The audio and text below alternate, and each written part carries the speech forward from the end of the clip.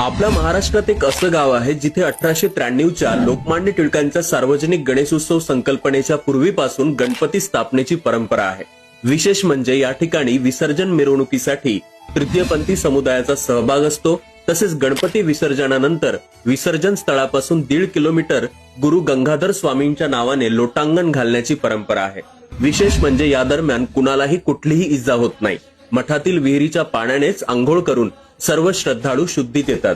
अमरावतीवरून सुमारे 42 किलोमीटर अंतरावर मोर्शी तालुक्यातील नेरपिंगळा या गावी इसवी सन 963 पासून गणपती स्थापनेची परंपरा सुरू आहे।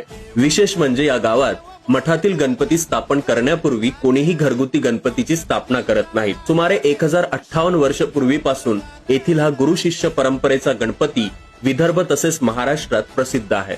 मठाच्या स्थापनेची नोंद प्रवेशद्वारावर आजही अंकित आहे। 12व्या शतकातील कल्याणमधील क्रांतीनंतर सर्व शरण देशाच्या अन्य भागात विखुरले गेले।